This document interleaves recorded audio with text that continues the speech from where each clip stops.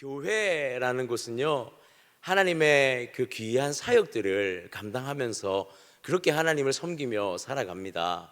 때로는요, 많은 사역들을 감당할 때도 있고요, 때로는 또 주님의 반드시 해야 할 사역들을 또 귀하게 감당하는 여러 사역들이 있는데요, 이 사역들이라는 것을 보게 되면 이 사역이 굉장히 생각보다 많이 방대합니다. 어떤 교회는요, 또 이런 것을 사역을 감당할 수 있는 교회가 있다면 또 어떤 교회는 이러한 사역을 감당할 수 있는 교회가 있고요, 우리가 사역이라고 말한다면 그 사역이라는 범위는 굉장히 넓은 것 같습니다.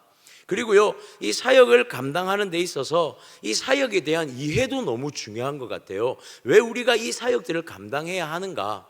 우리가 이 사역들을 감당함에 있어서 이 사역이 하나님께서 요구하시는 이 사역의 본질은 무엇일까? 이러한 고민들이 이 사역 가운데 반드시 있어져야 하는 것 같습니다. 특별히 우리 교회가 단기 선교를 함께 감당하고 있는데요, 무슨 선교가 이렇게 선교를 위해서 지금 몇 달 동안, 몇 주 동안 이렇게 계속해서 말씀을 나누는데, 여러분, 저는 오늘 단순히 선교 사역에 대해서 나누고자 함이 아닙니다. 우리가 이걸 좀 이해했으면 좋겠어요. 선교라는 것을 이해할 때요, 선교와 선교 사역을 때로는 좀 구분해서 이해할 필요가 있는 것 같습니다. 오늘 저는 우리 성도님들과 함께 선교가 무엇인가에 대해서 좀 살펴봤으면 좋겠어요. 일반적으로 선교하면 제일 먼저 떠올리는 성경이 무엇입니까? 사도행전이죠. 사도행전. 사도 바울의 선교 여행, 전도 여행하면 선교의 가장 핵심된 지표를 보여주는 그러한 성경이라고 할 수 있습니다. 그런데요, 사도행전의 기록들을 보면 물론 선교에 대한 본질을 이해하고 발견하고 알 수 있겠지만, 저는 이 선교라는 것을 볼 때 저는 이 출애굽기에 나오는 하나님의 그 첫 번째 구속사역, 하나님의 구속사역의 원형이 되어지는 이 출애굽기에 하나님의 그 본질적 선교의 마음이 참 잘 기록되어져 있다라고 생각을 합니다. 그래서 오늘 저는 이 출애굽기 가운데 하나님의 마음을 좀 밝히 아는 시간을 우리가 가졌으면 좋겠습니다. 저는 오늘 선교를 다루기 전에 우리 성도님들께 질문을 좀 드리고 싶어요. 어쩌면 이 질문이 목사님 신앙생활 30년 넘게 40년 넘게 했는데 무슨 이런 질문을 하십니까? 라고 싶은 그런 질문 하나 던지려고 하는데요, 무슨 질문이냐면, 우리 사랑하는 성도님들 구원 받으셨습니까? 웃음이 나오시죠? 목사님 무슨 그런 질문을 하십니까? 매일 기도하고 매일 말씀 듣고 매일 구원받은 자로 사는데 무슨 이런 질문을 하십니까? 제가 청소년들 사역을 하거나 어린아이들에게 이 질문을 하면요, 이 질문의 답변이 굉장히 어렵습니다. 아이들이 잘 답변을 하지 못합니다. 그런데 어른들, 우리 청년 이상쯤 되는 장년에게 이 질문을 하면요, 콧방귀를 낍니다. 목사님 뭐 그런 질문이 어디 있습니까? 믿으니까 교회에 나오죠. 그렇지 않습니까? 그런데 여러분, 우리가 구원받았습니까? 여러분은 지금 하나님의 구속함의 은혜를 받았습니까? 라고 질문을 할 때, 여러분 이 질문에 대해서 답변하실 때, 예, 아멘이라고 답변하실 때, 이 질문에 대해서 얼마나 고민하고 답변을 하고 계십니까? 얼마나 이 질문에 대해서 깊이 고민하고 답변하고 있습니까? 여러분 한번 생각해 보았습니다. 반대로 생각해 보았어요. 구속받았습니까? 구원받았습니까? 라는 질문을 던졌을 때 하나님께서 우리에게 이루신 구원의 그것을 생각해 본다면 아주 쉽게 대답하기는 좀 어려운 것 같더라고요. 하나님이요, 지금 여기 앉아있는 우리 한 사람을 구원하기 위해서 무엇까지 결정하시고 무엇까지 행하셨습니까? 자신의 독생자 아들을 이 땅에 주시기까지 우리를 사랑하셔서 그것을 행하기 위해, 그 구원을 완성시키기 위해서 하나님은 자신의 모든 것을 다 우리에게 부어주셨거든요. 구원 받았습니까? 라는 질문 앞에 우리는 대답할 때 잠시 멈추어서 고민해 볼 필요가 좀 있는 것 같습니다. 하나님께서 우리에게 주신 그 구원의 원대한 계획들, 하나님께서 우리에게 보여주신 그 구원의 놀라운 행하심을 우리는 정말 매일매일의 삶 속에서 우리가 그것을 기억하고 생각하면서 하나님 앞에 감사하며 아멘이라고 대답하며 살아가고 있는지, 어쩌면요, 우리가 구원받은 자라는 이 구원받았는가라는 질문에 아멘이라고 대답하는 이것이요, 선교의 시작이 아닐까라는 그런 생각을 하게 되어집니다. 하나님은요, 한 영혼을 구원하시기 위해서, 지금 이 자리에 있는 우리를 구원하기 위해서 하나님의 전부를 부으셨고, 한 영혼을 구원하시기 위해서 하나님의 모든 마음과 모든 뜻과 모든 정성을 다해 그 예수 그리스도 독생자를 이 땅에 보내셨습니다. 믿으십니까? 그것이 바로 선교의 시작입니다. 하나님께서 우리를 위해 하나님의 선교를 먼저 시행하셨다라는 사실이에요. 그렇다면 하나님은 왜 선교의 마음을, 그 하나님의 그 마음을 품으셨을까요? 오늘 읽지 않았지만 본문 7절에 보니까 이렇게 좀 기록하고 있더라고요. 여호와께서 이르시되 내가 애굽에 있는 내 백성의 고통을 분명히 보고 그들의 감독자로 말미암아 부르짖음을 듣고 그 근심을 알고 죄 가운데 빠진 하나님의 백성들의 무엇을 들으셨냐면 그들이 하나님 앞에 부르짖는 소리, 그들이 하나님 앞에 절규하는 소리, 그들이 하나님 앞에 도저히 소망이 없어서 울부짖는 소리를 하나님이 들으셨다라고 하나님 오늘 성경 가운데 기록하고 계십니다. 하나님이 이 땅의 구원의 계획을 세우신 것은 사실 태초의 창조 때부터 세워진 계획이지만 하나님께서 이 구원의 계획을 시행하신 것은요, 언제부터냐면 우리의 신음소리를 들으신 그 순간부터 하나님의 구원의 놀라운 계획이 시작되었다라는 사실입니다. 하나님께서요, 우리를 구원하실 때 무엇을 들으셨냐면 지금 이 자리에 있는 우리의 신음소리와 우리의 그 부르짖음에 하나님을 향한 그 고통 가운데서 구원받고자 하는 그 신음소리를 하나님이 들으시고 무엇을 시행하셨냐면 선교를 시작하셨다라는 사실입니다. 저는 오늘 이 밤에 아까 처음 말씀드렸듯이 선교 사역을 말하고 싶지 않습니다.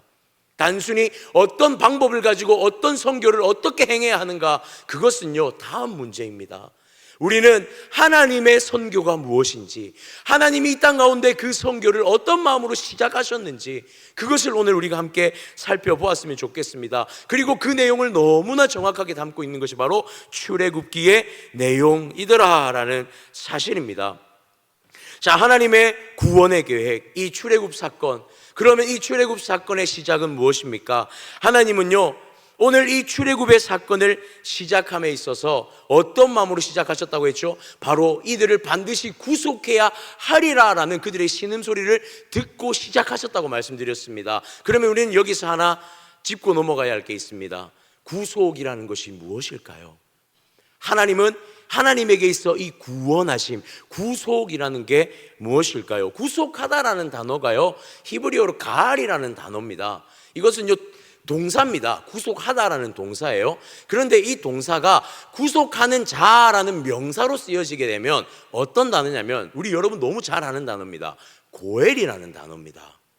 구속하는 자라는 명사로 쓰여지는 것은 바로 명사로 고엘이라는 단어로 사용되어지는 거예요. 히브리인들, 이 유대인들에게 고엘이라는 제도는 저번 룻기에서도 우리가 말씀드렸고 여러 부분에서 보았지만 굉장히 중요한 제도이자 고엘이라는 것은 굉장히 중요한 그들의 문화입니다. 고엘에 대해서 아주 짧게 설명을 하자면 고엘은요 부당한 대우를 당하거나 위험과 위협에 직면한 가족 구성원을 위해 그를 위하여 발벗고 섬기는 행위, 그 섬기는 행위를 하는 자를 고엘이라고 부릅니다. 그래서 어떤 상황에 이 고엘의 행위들이 주어지냐면, 고엘의 사람들이 일어나냐면 일반적으로 재판 가운데 있을 때에 그 재판 가운데 그 가족 구성원에 그 문제가 생길 때에 나섭니다. 그리고 가족이 빚이나 종노릇을 벗어나게 하기 위해서 이 고엘이라는 행동을 하는 사람이 일어나는 것이죠. 또한 형제의 이름을 보존하는 일을 위해서 고엘이라는 그 행위를 하는 사람이 일어나게 됩니다. 이 고엘은요 무엇이냐면요, 내 가족 구성원을 반드시 지키고 내 가족 구성원을 내가 품겠다라는 마음을 품은 자의 행동이더라 라는 사실입니다. 구속자라는 것이 바로 이것을 의미합니다. 하나님은요, 우리 하나님은요 고엘의 하나님이십니다. 이스라엘 백성을요 구원하겠다고 마음 먹으셨습니다. 그리고 그들을 위한 구원 계획을 세우셨고요, 이것은 반드시 성취되는, 하나님의 자녀를 품으시겠다라는 그 마음이 반드시 성취되는 바로 그 고엘이라는 사실입니다. 오늘 하나님께서요 당신의 백성을 구원하기로 마음먹으셨고, 오늘 이 출애굽기 우리가 본 이 본문 가운데 한 사람을 그 고엘의 마음으로 부르십니다. 누구입니까? 모세입니다. 모세. 떨기나무 아래에서 모세를 부르시죠. 그리고 하나님의 구원의 계획을 위해 그 모세를 사명자로 주님께서 보내시고자 확정하십니다. 자, 모세가 어떤 사람입니까? 40년을 애굽의 왕자로 지낸 사람입니다. 그리고 40년을 미디안의 족장인 이드로의 대릴사위로, 그리고 목자로서 지낸 사람입니다. 그 모세가 하나님의 떨기나무 아래에서 부름받아 사명을 부여받는데요, 하나님은 모세를 세우셔서 하나님의 백성으로서 하나님의 구속하실 그것을 모세에게 이루고 있습니다. 그런데 오늘 본문 가운데 모세와 하나님의 두 가지 대화가 오고 가는 것을 우리가 보게 되어집니다. 하나님은요, 이 모세와 주고받는 떨기나무 아래서의 두 가지 대화를 통해서 하나님의 구속의 계획이 무엇인지를, 하나님의 선교가 무엇인지를 명확하게 하나님께서는 모세에게 알려주고 계시고 있더라라는 사실입니다. 사랑하는 성도님들, 오늘 이 밤에 하나님께서 원하시는 선교가 무엇인지 오늘 모세와 하나님의 질문 가운데서 우리가 발견했으면 좋겠습니다. 자, 그렇다면 첫 번째 질문은 무엇일까요? 11절 말씀인데요, 우리 11절 말씀 한번 보겠습니다. 제가 읽어드리겠습니다. 모세가 하나님께 아뢰되 내가 누구이기에 바로에게 가며 이스라엘 자손을 애굽에서 인도하여 내리까? 첫 번째 질문입니다. 하나님께 뭐라고 묻냐면, 하나님, 내가 누구이기에? 라고 질문하고 있습니다. 내가 누구이기에 바로에게 가며 이스라엘 백성들을 내가 인도해 내겠습니까? 라고 질문해요. 자, 모세에게는요 뭐가 없냐면 확신이 없습니다. 하나님이 모세를 보내기로 작정하셨음에도 모세에게는 확신이 없습니다. 그러자 하나님이 이렇게 대답을 하십니다. 12절에 보니 하나님이 이르시되 내가 반드시 너와 함께 있으리라. 내가 그 백성을 애굽에서 인도하여 낸 후에 너희가 이 산에서 하나님을 섬기리니 이것이 내가 너를 보낸 증거니라. 하나님은 오늘 모세와 함께 하겠다라고 말씀을 하십니다. 이 대화 내용을요 한번 잘 우리가 정리해 봤으면 좋겠는데요, 모세가요 왜 하나님 앞에, 하나님, 내가 누구이기에 바로 앞에 내가 갑니까? 갈 수 있습니까? 라는 이 질문에 어떤 의미가 담겨 있냐면, 모세에게는요 한 가지 트라우마가 있습니다. 애굽 트라우마가 있어요. 40년 전에 애굽을 어떻게 나왔습니까? 모세가 쫓겨났습니다. 도망자의 신세로 도망쳐 나왔습니다. 모세가요 애굽으로 다시 들어간다는 것은 모세에게 있어서는 있을 수 없는 트라우마와 같은 공간이기에 굉장히 어려운 일이었습니다. 또한 왕권이 바뀌었습니다.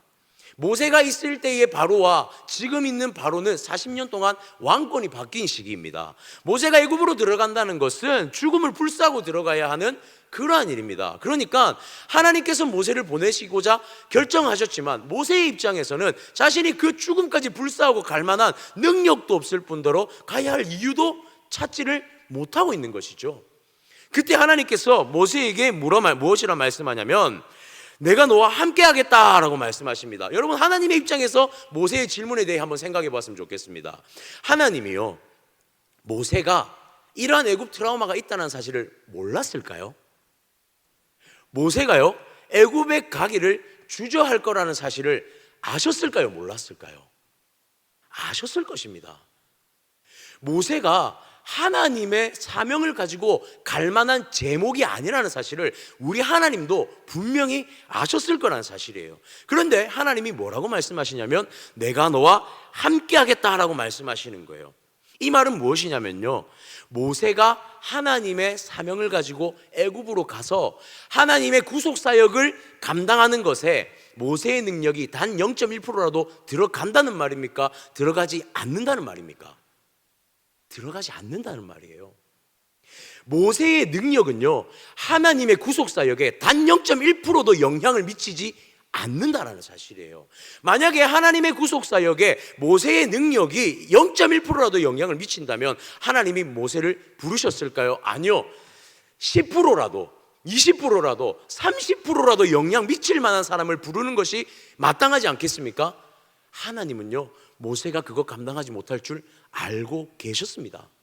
그런데도 모세를 부르셨다는 사실이에요. 그렇다면 여러분, 하나님이 모세를 부르신 이유가 선교 사역을 감당하기 위해 부르신 것입니까? 아니면 또 다른 이유가 있는 것입니까? 또 다른 이유가 있더라는 거예요. 하나님은 모세를요 부르신 것에는 단순 선교 사역을 감당하기 위해 부른 게 아니라 무엇을 위해 부르셨냐면, 하나님의 마음을 알게 하기 위해, 모세와 이스라엘 백성들이 하나님의 온전한 마음을 알게 하기 위해 부르셨다라는 사실이에요. 12절 후반부 말씀을 한번 다시 보겠습니다. 너희가 이 산에서 하나님을 섬기리니 이것이 내가 너를 보낸 증거니라. 한번 생각해 보십시오. 이스라엘 백성이 출애굽을 했습니다. 그리고 하나님을 섬길 자리로 왔습니다. 자, 모세에게 능력치가 있었다면 이 사람들은 누구를 향해 찬양하겠습니까? 모세를 향해 찬양하겠죠. 하나님이 아무 능력 없는 모세를 보낸 이유의 첫 번째는 무엇이냐면 이스라엘 백성들이 하나님이 구속자, 고엘의 하나님이라는 사실을 그것을 알고 영광 돌리게 하기 위하여서 모세를 선택했다는 사실입니다.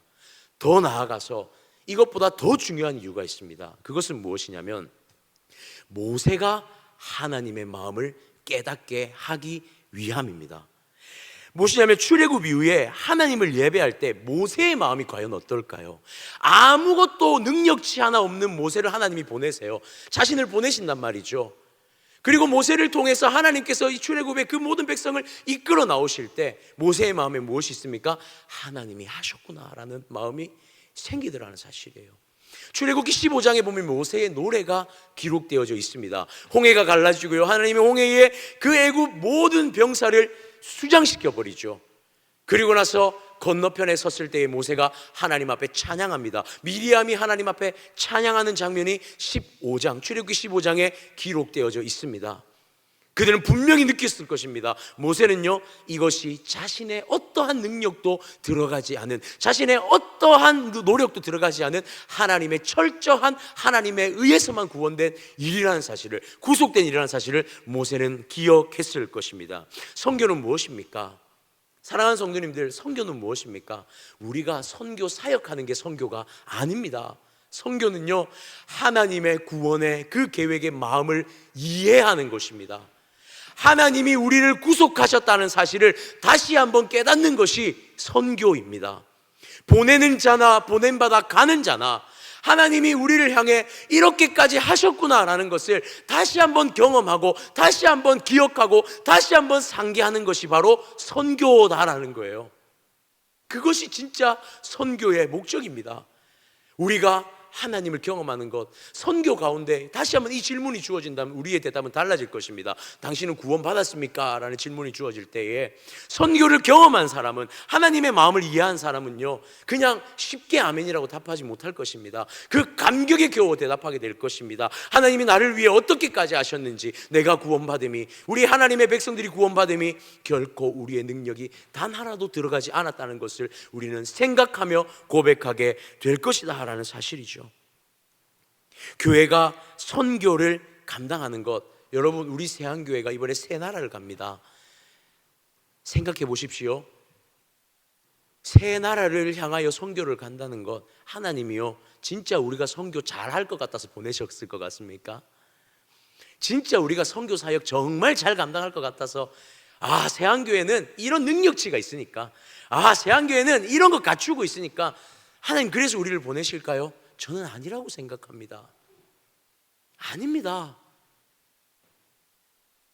하나님이 우리 교회에게 하나님 마음 더 깊이 알라고, 하나님 마음 더 깊이 헤아려 보라고, 그냥 우리가 교회 안에서 일어나는 모든 사역 가운데 또는 예배 가운데 때로는 뜨뜻미지근해지고, 때로는 우리의 신앙이 그냥 그렇게 저렇게 잘 흘러가고 있는 우리의 신앙 가운데 하나님이 어떻게 우리를 구원하셨고, 하나님이 어떤 마음으로 우리에게 오셨는지, 예수 그리스도를 우리에게 어떻게 보내주셨는지, 왜 보내주셨는지 가슴을 찢으시며 보내주셨던 그 마음 다시 한번 헤아리라고. 저는 그래서 세한교회에게 하나님께서 선교의 사역을 맡기셨다고 믿습니다. 믿으십니까? 혹시나 우리의 마음이 하나님 앞에 좀 미지근해져 있지는 않습니까? 하나님 앞에 구원받았습니까? 라는 질문에 아유, 그럼 당연히 구원받았죠, 이렇게 뜨뜻미지근하게 대답할 만한 그런 신앙의 상태이지는 않습니까? 하나님께서 우리에게 선교의 사역을 맡기실 때는, 선교를 맡기실 때는 우리가 그곳에 가서 대단한 사역 이루고자 하심이 아니라 보내는 자나 나가는 자나 우리 교회가 하나님의 마음 더 깊이 헤아리라고 보내신 줄 믿으시기를 바랍니다. 선교를 감당함에 우리가 누리는 첫 번째 특권이 바로 이것입니다. 하나님의 마음을 깊이 깨닫고 알게 되어지는 것. 사랑하는 성도님들, 우리가 대단해서 보낸 것이 아님을 기억합시다. 우리가 선교하고 말고 결정할 문제, 그건 우리가 하는 게 아닙니다. 하나님은 작정하셨습니다. 우리가 안 가면요, 우리가 안 하면요, 누구를 통해서도 하십니다. 그럼에도 우리에게 맡겨주신 것은 우리가 하나님 마음 더 깊이 알고 주님의 복음의 사역에 다시 한번 열정과 구령을 가지고 달려나아가기를 소원하는 그 하나님의 마음이 우리 가운데 심어지기를 원하는 하나님의 뜻인 줄 믿으시기를 바랍니다. 두 번째 질문을 살펴보기를 원합니다. 13절 말씀인데요, 두 번째 질문은 우리가 함께 좀 읽었으면 좋겠습니다. 13절 다 같이 읽겠습니다. 모세가 하나님께 아뢰되 내가 이스라엘 자손에게 가서 이르기를 너희의 조상의 하나님이 나를 너희에게 보내셨다 하면 그들이 내게 묻기를 그의 이름이 무엇이냐 하리니 내가 무엇이라고 그들에게 말하리까. 모세가요, 한 가지 고민이 또 생겼습니다. 하나님이 도우시겠다는 것도 알겠고 하나님 마음 부어주시겠다는 것도 알겠는데 문제가 있습니다. 하나님을 뭐라고 소개할까요? 가면 이스라엘 백성들을 이제 다시 만나야 됩니다. 그 이스라엘 백성들 앞에서 우리가 가서 뭐라고 하나님을 소개해야 될까요? 14절에 하나님께서 이렇게 답변을 주십니다. 하나님이 모세에게 이르시되 나는 스스로 있는 자이니라. 또 이르시되 너는 이스라엘 자손에게 이같이 이르기를 스스로 있는 자가 나를 너희에게 보내셨다 하라. 무엇이라고 소개하냐면요, 모세의 질문에 스스로 있는 자라고 소개하라고 하나님 말씀해 주세요. 자, 그런데요, 여러분, 스스로 있는 자가 하나님의 어떤 이름이죠? 여호와죠. 여호와. 여호와라는 이름이 스스로 있는 자라는 이름입니다. 히브리어로는 예호바라고 쓰여지고요. 그런데요, 오늘 출애굽기 3장의 이 여호와라는 이름은요, 유일하게 다른 이름으로 기록이 되어져 있습니다. 예호바라고 쓰여지지 않고요, 예흐예라고 쓰여져 있습니다. 예호바는요, 고유명사입니다. 하나님의 고유된 이름이에요. 그런데 오늘 성경에는 뭐라고 쓰여있냐면 예흐예라고 해서 하야 동사라는 것이 붙어져 가지고 합성되어서 동사로 그 이름이, 하나님이 이스라엘 그 모세에게 그 이름을 동사로 알려주십니다. 그러니까 명사로 볼 때는 스스로 있는 자라는 뜻인데요, 하야 동사라는 것이 합성으로 들어가게 되니까 하야 동사는 어떤 의미가 있냐면 존재하다라는 의미가 있거든요. 존재하다. 그러니까 이게 합성을 해서 해석을 하면 대략적으로 이렇게 볼 수가 있습니다. 스스로 존재하게 하다라는 의미가 있습니다. 그러니까 하나님이 이스라엘 백성에게 자신을 소개하는데 고유명사인 여호와의 이름을 알려주시는 게 아니라 내가 스스로 존재하게 하고 있는, 그리고 행하고 있는 그런 존재임을 그들에게 가서 알려줘라라고 설명하고 있더라는 것이죠.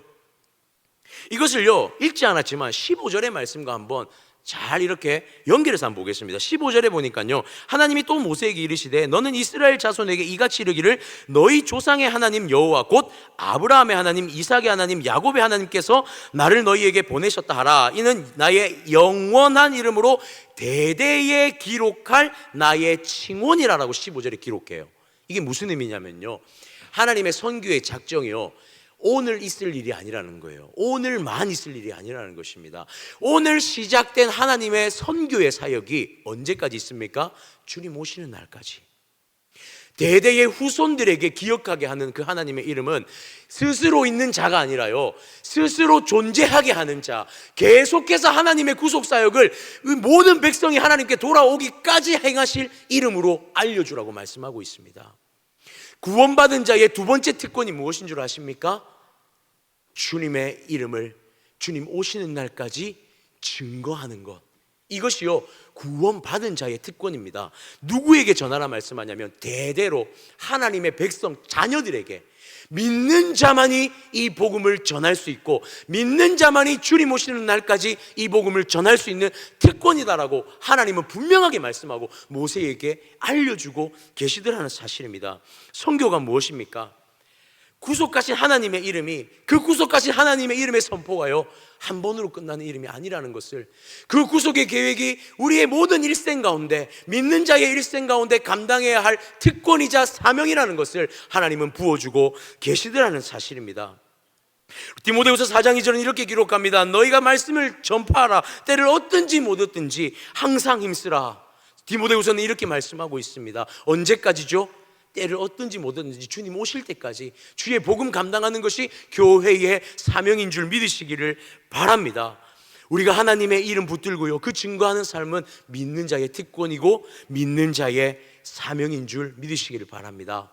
사랑하는 성도님들, 저는 사실 선교 때 예수님을 만났어요. 제가 2011년도 7월 달에 태국 선교를 준비하다가 믿지 않는 상태에서 선교를 어떻게 지원을 하게 됐습니다. 믿지 않는 상태에서 선교를 지원하게 됐는데 준비하는 과정에 하나님을 인격적으로 경험했고요, 훈련 과정에서 선교를 가서 하나님의 행하심을 보고 하나님, 내가 목회를 하겠습니다, 하나님 이 길을 가겠습니다라고 선언하고 선교 다녀오자마자 바로 신학을 준비를 했습니다. 그래서 제 꿈이 뭐였냐면요, 선교사였습니다. 실제로 저는 청소년 사역자가, 다음 세대 사역자가 꿈이 아니었습니다. 저는 선교사가 꿈이었습니다. 그래서 공부하는 내내 하나님 선교 보내주세요, 선교 보내주세요 이렇게 기도했거든요. 하나님 보내주셨을까요? 보내주셨으면 여기 안 있겠죠, 그죠? 하나님 안 보내주시더라고요. 그래서 고민이 생겼습니다. 나는 선교사의 제목이 아닌가? 근데 하나님이 뭘 보여주셨냐면 저의 눈에 청소년들을 보여주시고요, 사랑하는 청년들을 보여주시더라고요. 우리 성도님들, 어른들을 사랑하지 않는다는 게 아닙니다. 이 청소년 청년들을 마음에 품게 하시더라고요. 그러면서 무엇을 생각하게 됐냐면, 선교는 선교 사역으로 국한된 생각을 가지고 있으면 우리가 제한적인 사역밖에 할 수 없겠구나라는 생각을 갖게 하시더라고요. 선교는 단순히 단기 선교, 해외 선교가 선교가 아닙니다. 단기 선교는요, 선교의 한 방편입니다. 우리는 사실 신앙생활을 하면서 진짜 선교를 우리는 다 감당하고 이미 감당하고 있습니다. 그런데요, 뭐가 없냐면 이게 선교라는 인식 자체가 좀 많이 상실된 거예요. 하나님의 복음의 일을 선교라는 인식 자체가 좀 많이 상실되었습니다. 그런데 여러분 기억하십시오. 우리가 감당하고 있는 모든 사역은요, 사실 다 영혼을 위한 사역은 다 선교입니다. 선교예요. 특별히 우리가 지금 해외에 그 나라를 품고 단기 선교를 나가는 것입니다. 그러면 이 단기 선교의 유익은 뭘까요? 처음 말씀드렸듯이 하나님의 마음을 깨닫고, 지금 우리가 감당하고 있는 모든 것이 선교이구나, 그리고 더 나아가서 지금 우리가 이 일을 주님 오시는 날까지 감당해야 되는구나. 지금 내가 선교를 가고 안 가고의 중요한 문제가 아닙니다. 30명의 사람이 선교를 나가죠. 그러면 그 30명이 선교하는 겁니까? 아니요, 절대 그렇지 않습니다. 우리 모두가 선교는 이미 감당하고 있습니다. 그리고 그 특수한 단기 선교라는 사역에 우리가 마음을 모아 동참해야 된다는 것이죠. 사랑하는 성도님들, 그렇습니다. 선교는요, 선교 사역이 아닙니다. 무엇이냐면 하나님의 마음을 아는 것과 하나님의 마음을 일평생 전하는 것, 이게 바로 선교인 줄 믿으시기를 바랍니다. 우리가 기억했으면 좋겠습니다. 우리가 하나님의 부름을 받았다면, 우리가 하나님의 그 부르심을 받았다면 우리는 날마다 하나님의 마음을 알기 위해 그 선교의 사역에, 선교에 동참해야 할 줄 믿습니다. 나아가서 하나님의 마음을 깨달은 자로서 일평생 주님 앞에 선교자의 마음으로 살아가기를 결단하는 우리가 되었으면 좋겠습니다. 지금 필리핀에서 우리 담임 목사님 사역하고 계시죠. 팀원들과 함께 참 걱정이 많았습니다. 그 세 팀 중에서 연령이 가장 진짜 높거든요. 그런데 필리핀에 지금 현재 이상기후 때문에 필리핀뿐만이 아니라 동남아의 여러 기후의 상황들이 너무나 더운 상황이라고 합니다. 기도 많이 해주셔야 됩니다. 정말 우리가 기도로 동력해 주셔야 됩니다. 내일 인도네시아가요, 몇 시에 출발하냐면 5시 20분까지 공항을 도착을 해야 된답니다. 그런데도 오늘 이 밤에 예배드리겠다고 기도하겠다고 나오신 우리 성도님들 계시거든요. 팀원들 계시거든요. 아침 7시에 청년들이 공항으로 출발을 합니다. 7시 반에 출발을 합니다. 나아갑니다. 감히 부탁을 드리는 것은요, 같이 선교하셨으면 좋겠습니다. 같이 마음 품었으면 좋겠습니다. 같이 하나님의 마음을 깨달았으면 좋겠고요. 이 선교의 모든 사역이 다 맞춰졌을 때 우리 모든 성도님들이 하나님의 마음이 이거였구나라는 것을 다시 한번 깨닫고 다시 한번 경험하는 그러한 선교가 되었으면 좋겠습니다. 사랑하는 성도님들, 하나님의 선교, 하나님 백성의 선교, 이것은 선교 사역을 넘어선 하나님의 마음을 아는 것, 하나님의 마음을 전하는 것임을 믿으시기를 바랍니다.